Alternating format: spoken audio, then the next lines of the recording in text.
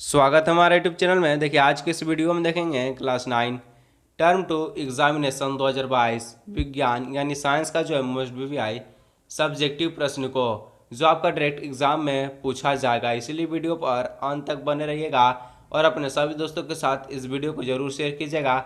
और चैनल पर पहली बार आए तो चैनल को सब्सक्राइब करके साथ ही बेल आइकन को प्रेस कर नोटिफिकेशन को ऑन कर दीजिएगा। तो देखिए जो आपका क्लास 9 का जो इस चैनल पर पूरी अच्छी तरह से तैयारी हो रही है जो कि आपका टर्म 2 के एग्जामिनेशन सब्जेक्टिव प्रश्न को लेकर, और इससे पहले भी जो है मोस्ट बीवीआई सब्जेक्टिव प्रश्न का वीडियो अपलोड हो चुका है।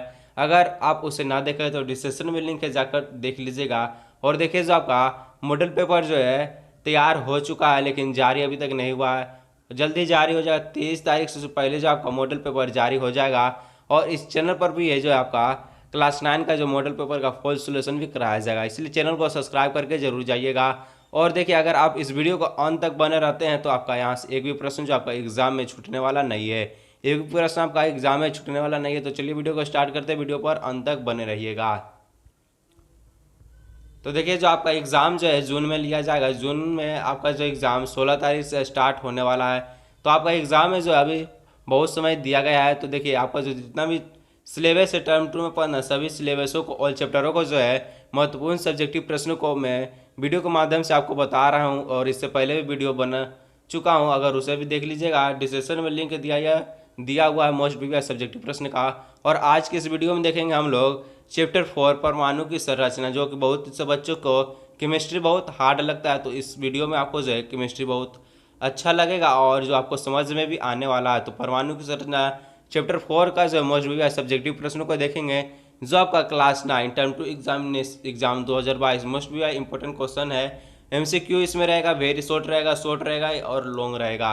मतलब जो आपका क्लास 9 का जब एग्जाम होगा सब्जेक्टिव टर्म 2 का, तो इसमें आपको जो ऑब्जेक्टिव दिया जाएगा वेरी शॉर्ट दिया जाएगा, शॉर्ट दिया जाएगा और लॉन्ग दिया जाएगा। यानी जो 4 प्रकार का जो आपका एग्जाम में क्वेश्चन पैटर्न दिया जाएगा।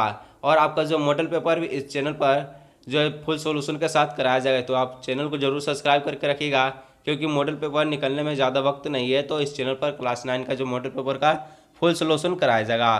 तो आज की इस वीडियो में हम लोग भी देखेंगे सबसे पहले ऑब्जेक्टिव को, उसके बाद वेरी शॉर्ट, उसके बाद शॉर्ट, उसके बाद हम लोग लॉन्ग को देखेंगे।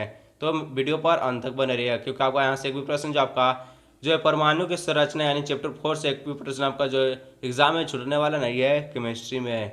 तो देखिए जो आपका पहला प्रश्न दिया है कि इलेक्ट्रॉन की खोज किसने की। बहुत बार एग्जाम में पूछ भी सका है कि इलेक्ट्रॉन की खोज किसने की। और यहीं से आपका जो वेरी शॉर्ट भी निकल कर आने वाला है प्रश्न।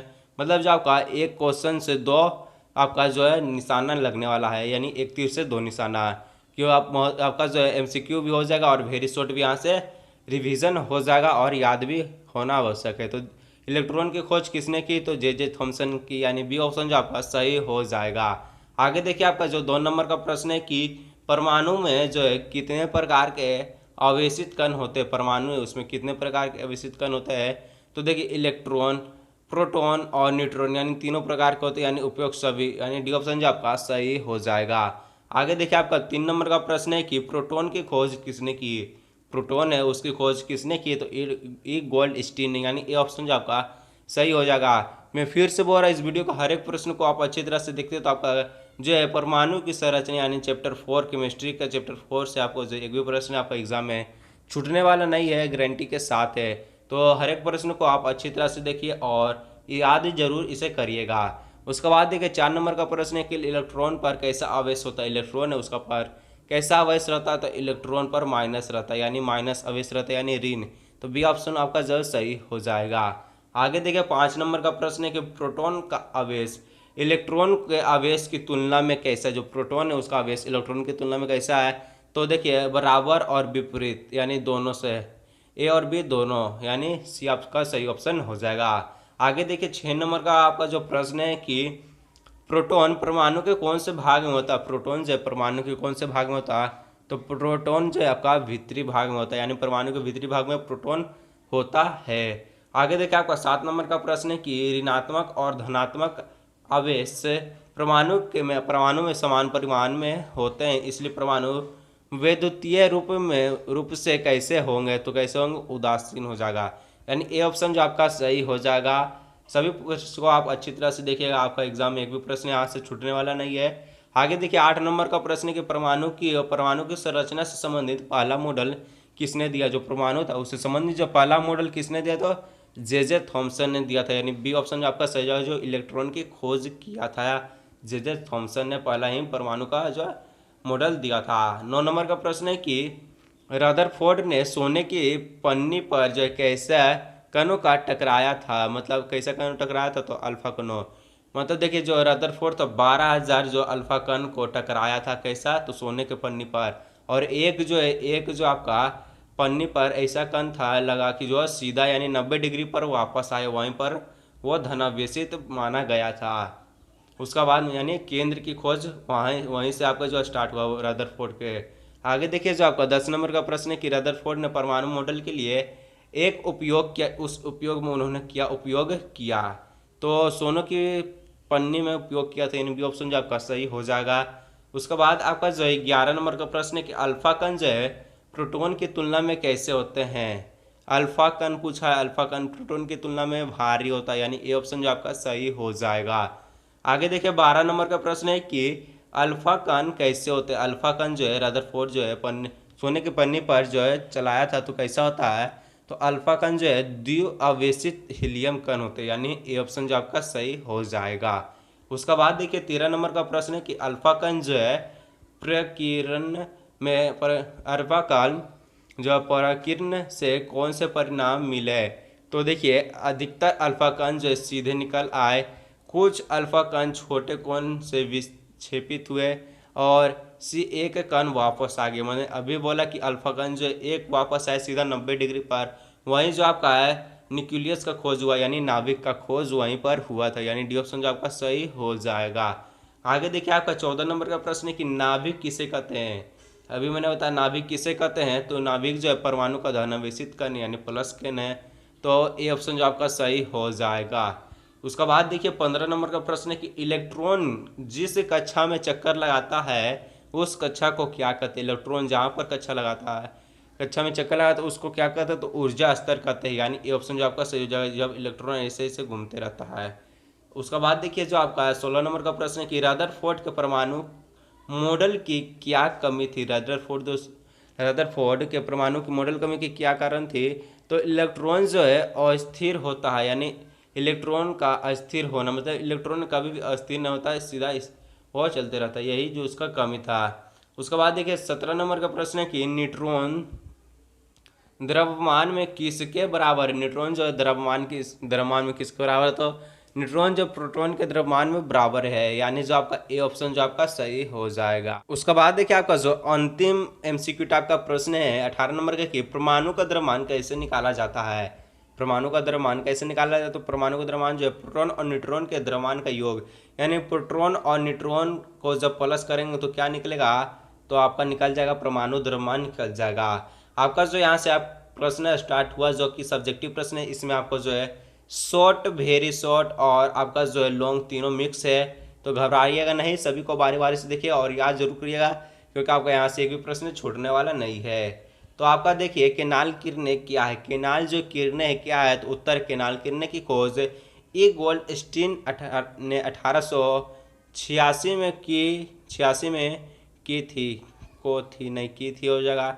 या किरणें धनावेशित विकिरण है जो प्रोटॉन से मिलकर बनती है, इसी को हम लोग कहते हैं केनाल किरणें। ये आपका जो मंथली एग्जाम में पूछा गया था, केमिस्ट्री का जब आपका एग्जाम हुआ था मंथली असेसमेंट, उसमें भी ये केनाल किरणें क्या होती है पूछा गया था। तो आप मंथली असेसमेंट जितना भी दिए हैं सभी को देख लीजिएगा, क्योंकि वहाँ से भी प्रश्न पूछने का संभावना है। उसका बाद देखिए प्रश्न 2 आपका है कि यदि किसी परमाणु में एक इलेक्ट्रॉन और एक प्रोटॉन है तो इनमें कोई आवेश होगा या नहीं। मतलब परमाणु में एक इलेक्ट्रॉन और एक प्रोटॉन है तो इसमें आवेश होगा या नहीं, उत्तर बताना। तो उत्तर यदि किसी परमाणु में एक इलेक्ट्रॉन और एक प्रोटॉन है तो इसमें कोई आवेश नहीं होगा, अर्थात परमाणु से विद्युत उदासीन हो जाएगा। उसका बाद देखिए आपका जो नेक्स्ट प्रश्न है कि परमाणु उदासीन है, इस तथ्य को थॉमसन के मॉडल के आधार पर स्पष्ट कीजिए। जैसे थॉमसन के मॉडल पर इसको आधार मतलब जो आधार पर स्पष्ट करना है, तो उत्तर है थॉमसन का परमाणु के मॉडल परमाणु का एक धन आवेशित गोला है जिसमें इलेक्ट्रॉन ऋणावेशित धंसे हुए होते हैं, क्योंकि ऋणात्मक और धनात्मक आवेश परिमाण में समान होता है, इसलिए जो है कि परमाणु वैद्युत रूप से उदासीन होता है। आगे देखिए आपका 2 नंबर का प्रश्न है कि रदरफोर्ड के परमाणु मॉडल के अनुसार परमाणु के नाभिक में कौन सा अपरमाणु कण विद्यमान है। सभी क्वेश्चन को अच्छी तरह से देखिएगा, यानी सभी क्वेश्चन आपको जो इम्पोर्टेंट है। तो उत्तर आपका हो जाए कि रदरफोर्ड के परमाणु मॉडल के अनुसार परमाणु के नाभिक में प्रोटॉन कण जो है विद्यमान है। यही आपका जो हो जाएगा। ये सब आपको वेरी शॉर्ट में ऐसा क्वेश्चन पूछा जाता है। तो यहाँ पर सभी क्वेश्चन मिक्स है, यानी 1 2 3 फिर 1 2 3 ऐसे स्टार्ट है, तो कोई दिक्कत नहीं है। आपको सभी को अच्छी तरह से देखना है। आगे देखिए आपको जो नेक्स्ट प्रश्न है कि 3 कक्षाओं वाले बोर के जो है परमाणु मॉडल का चित्र बनाइए। 3 जो कक्षाओं दिया था बोर वरी ने, उसका जो है तो चित्र बनाना है। तो चित्र बनाना है तो उत्तर जो है सोडियम इलेक्ट्रॉन की संख्या 11, इसको हम लोग चित्र बनाएं तो के बराबर के कक्ष में क्या हो जाएगा तो 2, यानी जो आपका जब के स्टार्ट होता है उसके बाद एल एम एन, तो के में आपका 2 रहेगा, उसके बाद सभी में 8 भरा रहना चाहिए। तो देखिए आपका जो के में 2, एल में 8 और एम में 1, तीनों को मिलाएंगे तो आपका 11, यानी सोडियम का जो निकल आएगा यहाँ। तो सोडियम का यहाँ चित्र है। ये भी जो आपका एग्जाम में पूछा गया था, जो मंथली असेसमेंट था। तो आप मंथली असेसमेंट को पूरी अच्छी तरह से देखिएगा क्योंकि वहाँ से यहाँ क्वेश्चन अधिक मैच कर रहा है। उसके बाद देखिए आपको जो 4 नंबर का प्रश्न है कि क्या अल्फा कणों का परिकीकरण प्रयोग सोने के अतिरिक्त दूसरे धातु की पन्नी से संभव है। उत्तर नहीं। अल्फा कणों का परिकरण प्रयोग सोने के अतिरिक्त धातु के पन्नी से संभव नहीं है। आगे देखिए आपको जो फिर से प्रश्न एक स्टार्ट हुआ, इससे आपको दिक्कत नहीं लेना क्योंकि आप मैं फिर से बोला कि शॉर्ट, वेरी शॉर्ट और लॉन्ग तीनों मिला हुआ है, इसलिए प्रश्न फिर से एक स्टार्ट हुआ, 2 स्टार्ट हुआ, कोई दिक्कत नहीं लेना है। समझिए कि आपका प्रश्न चलते जा रहा है। उसके बाद देखिए आपका प्रश्न है कि परमाणु के 3 अपरमाणु कणों के नाम लिखिए। परमाणु के 3 अपरमाणु कणों के नाम लिखिए। तो उत्तर है परमाणु के 3 अपरमाणु कण है प्रोटॉन, न्यूट्रॉन और इलेक्ट्रॉन। यही जो है अपरमाणु कण है 3 गो। आगे देखिए आपका नेक्स्ट प्रश्न है कि हीलियम परमाणु का जो है परमाणु द्रव्यमान 4U है और उसके नाभिक में 2 प्रोटॉन होते हैं, तो इसमें कितने न्यूट्रॉन हो। तो न्यूट्रॉन पूछा गया है। उत्तर है हीलियम का जो परमाणु द्रव्यमान है 4U है और प्रोटॉन बराबर 2 है। तो परमाणु द्रव्यमान बराबर हो जाए प्रोटॉन प्लस न्यूट्रॉन। तो परमाणु द्रव्यमान अभी मैंने बताया कि प्रोटॉन और न्यूट्रॉन का जो है योग को कहते हैं। तो यहाँ हो जाएगा 4 बराबर 2 प्लस न्यूट्रॉन बराबर जो 4 माइनस 2, मतलब न्यूट्रॉन आपका कितना निकल जाएगा तो 2 निकल जाएगा, क्योंकि आपका जो है हीलियम का जो परमाणु द्रव्यमान 4 दिया हुआ था, ठीक है। उसके बाद आपका प्रोटॉन दिया था, न्यूट्रॉन पूछा, तो उसी के आधार पर निकलेगा। इसको आप लोग देख लीजिएगा, नहीं समझ में आता तो कमेंट में बताइए, इसका अलग वीडियो मैं बता दूंगा। आगे देखिए आपको जो नेक्स्ट प्रश्न है कि कार्बन और सोडियम के परमाणुओं के लिए इलेक्ट्रॉन वितरण लिखिए। उत्तर है कार्बन के परमाणु में इलेक्ट्रॉन की संख्या जो है 6 रहता है। इलेक्ट्रॉन वितरण आगे देखेंगे हम लोग क्या है कि देखिए आगे है कि कक्षा के एल कक्षा के एल, तो इलेक्ट्रॉन 2 और इसमें 4, मतलब इसमें एम नहीं आया क्योंकि यहाँ एल भरा ही नहीं। एल में आपका 8 होता है, एल भरेगा उसके बाद एम आता है, एल नहीं भरा तो एम नहीं आएगा। उसके बाद देखिए कि सोडियम के परमाणु में इलेक्ट्रॉनों की संख्या 11, सोडियम परमाणु की संख्या इलेक्ट्रॉनों की संख्या 11। तो इलेक्ट्रॉन वितरण कैसे करेंगे तो के एल एम में जो के में 2, इसमें एल जो भर गया यानी 8 हो जाएगा, और बाकी 10 में से 11 में से 10 गया, 1 बच गया, यानी एम में आपका 1 हो जाएगा।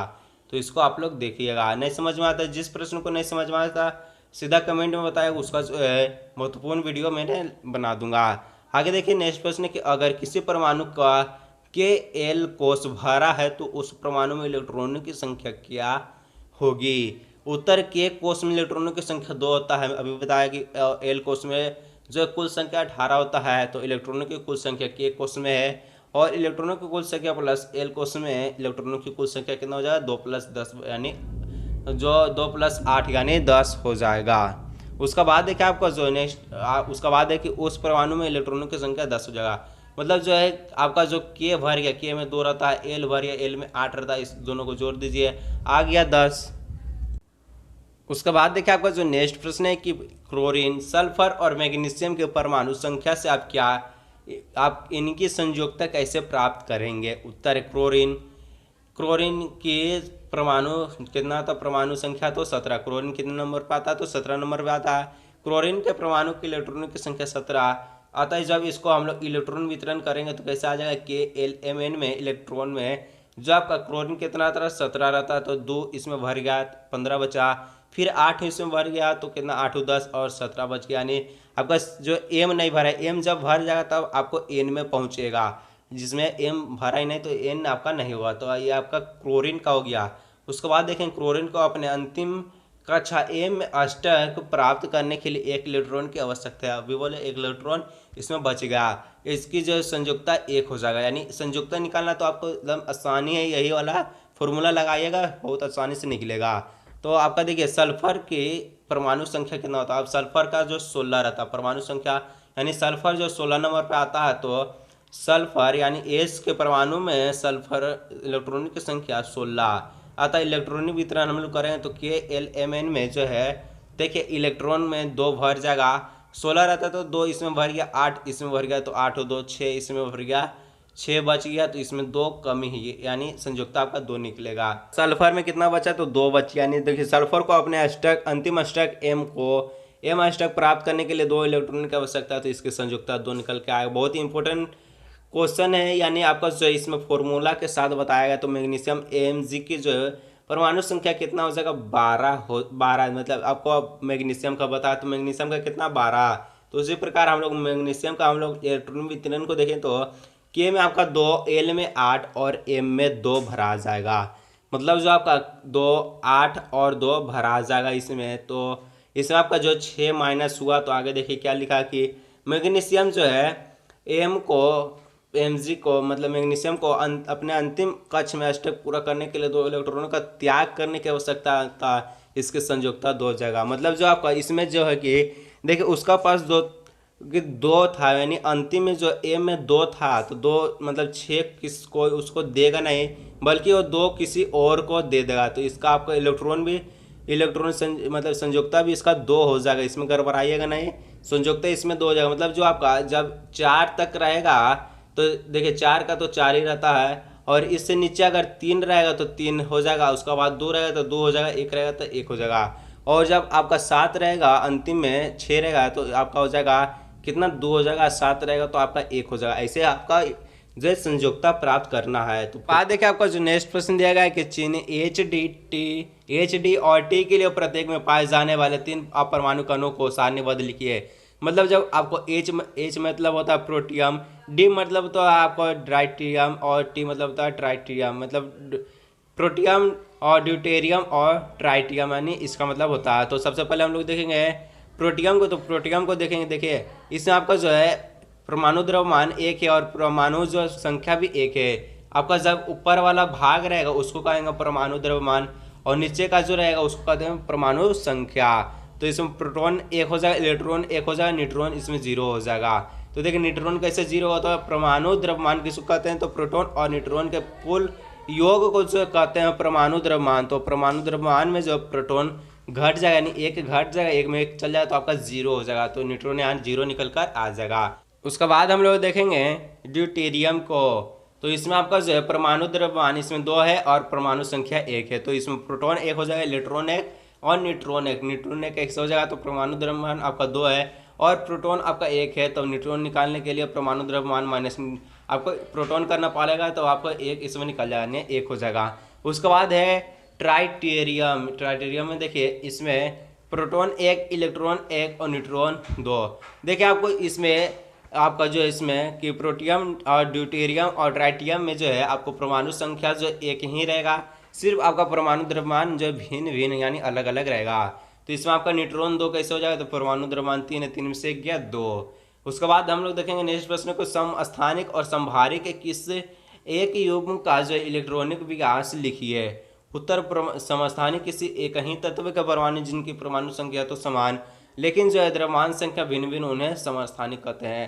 मतलब जिसका परमाणु संख्या जो है समान रहता है, परमाणु संख्या नीचे वाला जो समान और द्रव्यमान अलग अलग, ऊपर वाला अलग नीचे वाला समान, उसको कहते हैं समस्थानिक। तो देखिए जैसे कार्बन जो है 12, और जिसमें देखिए कार्बन 12, क्या तो परमाणु द्रव्यमान अलग है और आपका इसमें भी अलग है, यानी परमाणु द्रव्यमान अलग है, तो इसको कहेंगे समस्थानिक। इसमें देखिए के में 2, एल में 2 और 2 2 2 और 4, इसमें यानी बराबर हो जाएगा।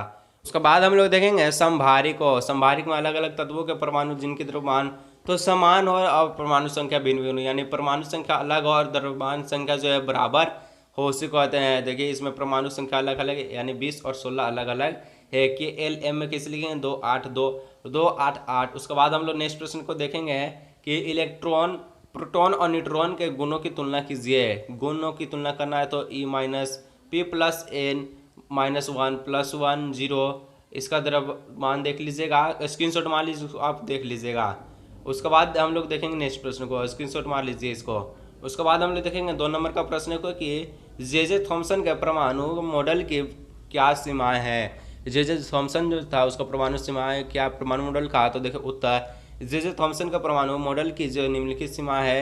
ए पॉइंट में देखेंगे जे थॉमसन के परमाणु इलेक्ट्रॉन की अवस्था को सही तरीके से नहीं बता पाया, इसका जो कमियां की सीमाएं बता रहा है। तो नेक्स्ट उसका 2 पॉइंट देखेंगे। दूसरा पॉइंट, यह मॉडल परमाणु के केंद्र का भी पता लगाने से में असमर्थ था। जे थॉमसन के परमाणु में केवल परमाणु के उदासीन होने की व्याख्या की गई, किंतु दूसरे वैज्ञानिकों द्वारा किए गए प्रयोगों में इन्हें समझाया जा सका। आगे देखिए नेक्स्ट प्रश्न है कि रदरफोर्ड के परमाणु मॉडल की जो है सीमाएं क्या है। इसका सीमा हम लोग देखना है रदरफोर्ड की। तो रदरफोर्ड के जो अनुसार इलेक्ट्रॉन जो कि एक अविसित कण है, नाभिक के चारों ओर चक्कर लगातार, परंतु नाभिक का चक्रण करते हुए इलेक्ट्रॉनों का स्थायी हो पाना संभव नहीं है, क्योंकि कोई भी अविसित कण गोलाकार कक्ष में त्वरित होता है और त्वरण के दौरान अविसित कणों ऊर्जा का जो है वितरण होगा और अंत में इलेक्ट्रॉन नाभिक से टकरा जाएगा। इलेक्ट्रॉन का नाभिक से टकराना परमाणु को नष्ट कर देगा।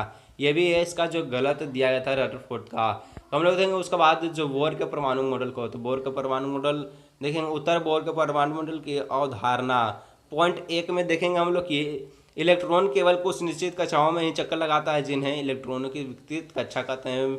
विकृत कक्षा में जो है चक्कर लगाते समय इलेक्ट्रॉनों की ऊर्जा विकीकरण नहीं होता, मतलब जो इलेक्ट्रॉनों की ऊर्जा जो समाप्त नहीं होता है। 5 नंबर का प्रश्न है, इस अध्याय में दिए गए सभी परमाणु मॉडलों की तुलना कीजिए। मतलब जो परमाणु संरचना में दिए गए सभी परमाणु मॉडलों की तुलना करना है।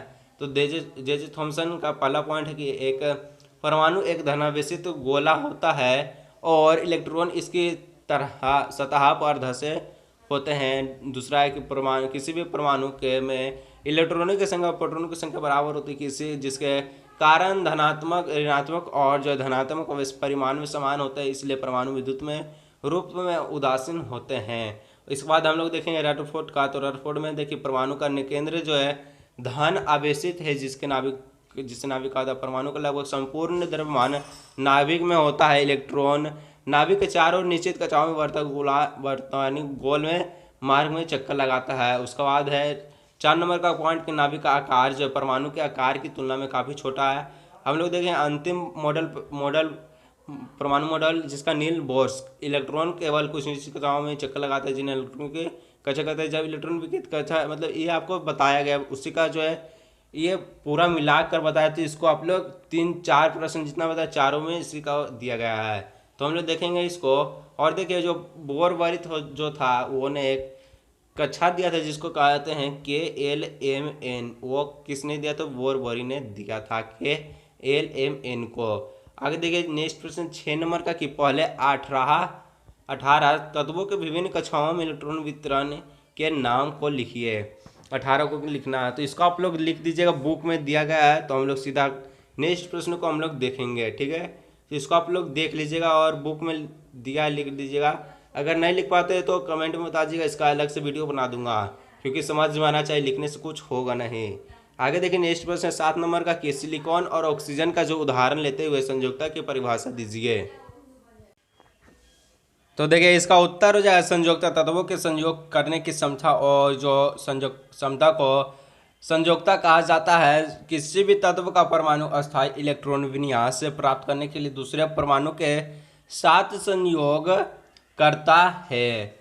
उदाहरण जो है सिलिकॉन का, जो सिलिकॉन का परमाणु संख्या 14 होता है, सिलिकॉन की इलेक्ट्रॉनिक संख्या जो है वो भी 14 हो जाएगा, यानी परमाणु संख्या जितना होता है इलेक्ट्रॉन संख्या उतना होता है। इलेक्ट्रॉन विन्यास इसका के 2 हो जाएगा, L8 और M4, यानी जो आपका M4 रहेगा यानी ये N में नहीं जा पाएगा क्योंकि इसका जो संख्या परमाणु संख्या जो है 14 देगा। तो सिलिकॉन की जो बाहरी कक्षाओं में जो है इलेक्ट्रॉन की संख्या कितना हो जाएगा, 4 हो जाएगा, यानी अंतिम कक्षाओं में।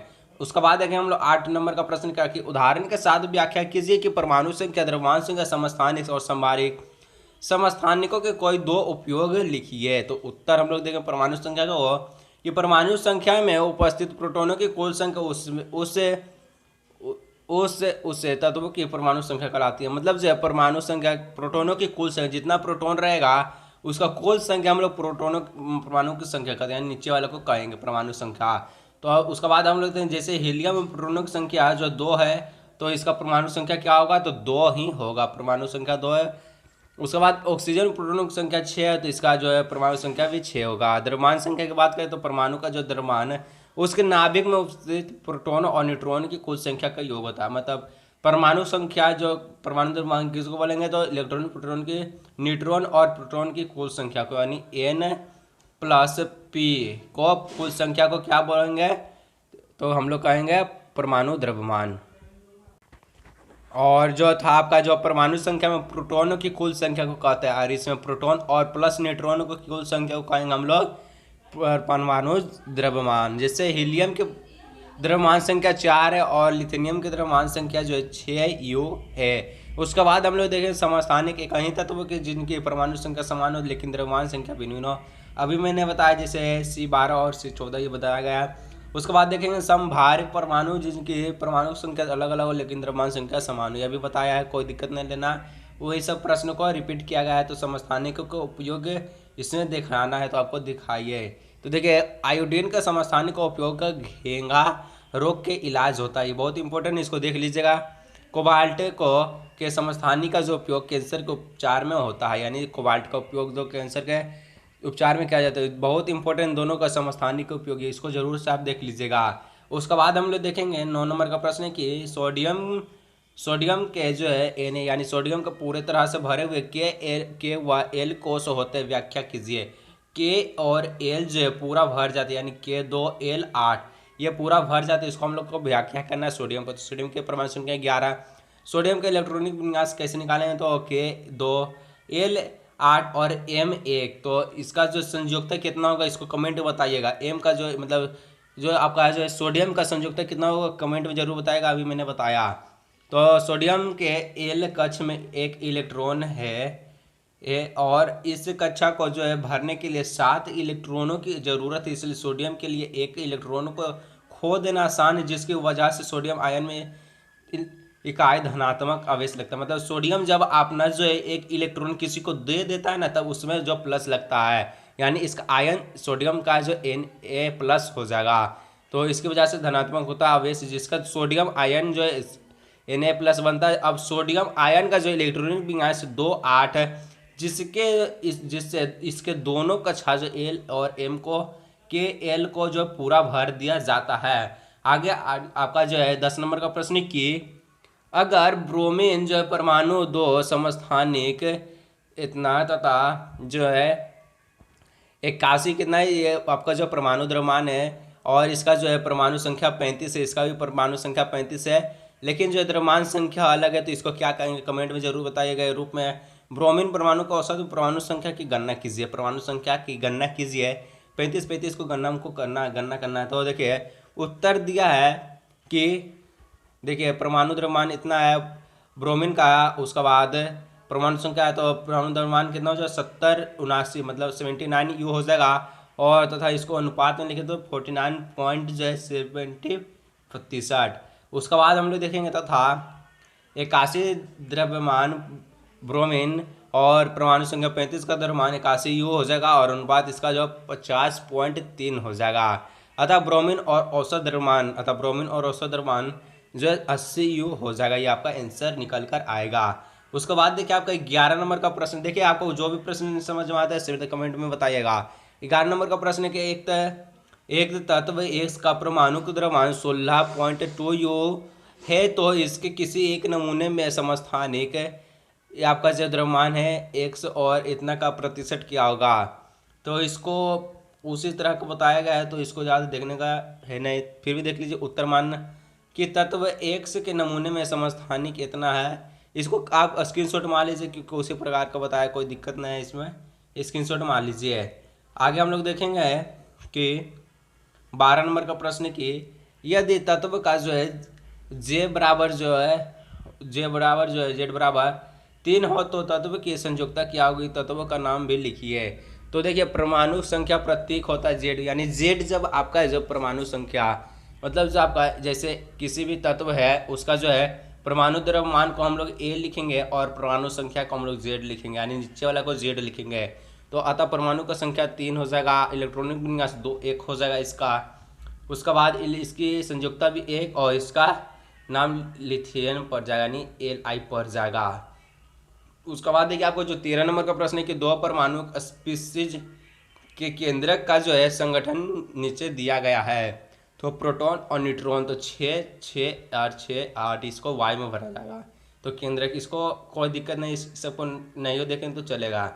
आगे हम लोग देखेंगे सीधा 14 नंबर का जो है 14 नंबर में है सही गलत दिया गया है, यानी ट्रू फॉल्स आपको बताना, निम्नलिखित वाक्यों में गलत और सही का जो है लिखिए है। तो जे थॉमसन ने यह पछतावा किया कि परमाणु द्रव्यमान में केवल न्यूक्लियस होते हैं, यह सही है कि गलत है। तो ये आपका क्या हो जाएगा, गलत हो जाएगा, यानी रॉन्ग यानी फॉल्स हो जाएगा। उसके बाद देखिए बी है कि एक इलेक्ट्रॉन और प्रोटॉन जो है मिलकर न्यूट्रॉनों का निर्माण करते हैं, इसलिए या अनावेशित होते हैं इलेक्ट्रॉन, तो ये क्या हो जाएगा, ये भी फॉल्स हो जाएगा, ये भी गलत है। उसके बाद देखेंगे इलेक्ट्रॉन का द्रव्यमान प्रोटॉन से लगभग जो है 12,000 गुना होता है, ये सही हो जाएगा, यानी टी हो जाएगा ट्रू। और जो आपका आयोडीन और समस्थानिक का इस्तेमाल ट्रिंचर आयोडीन बनाने में होता है, इसका उपयोग दवा के रूप में किया जाता है, इसको भी हम लोग सही कहेंगे यानी ट्रू कहेंगे।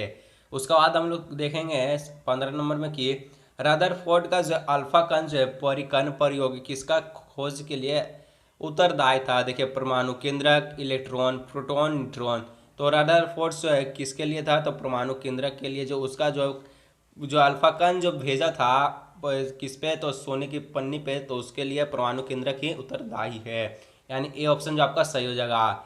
यानी कुछ इसमें महत्वपूर्ण कुछ एमसीक्यू भी बताया गया, तो इसको आप लोग जरूर देखिए क्योंकि ये वाला बहुत ही महत्वपूर्ण है। तो एक तत्व के समस्थानिक में होते हैं, एक तत्व के समस्थानिक में क्या होते हैं, तो न्यूट्रॉनों की अलग अलग संख्या होती है। समस्थानिक पूछा है तो क्या हो जाएगा, संख्या अलग अलग, जो है न्यूट्रॉनों की संख्या अलग अलग हो जाएगा।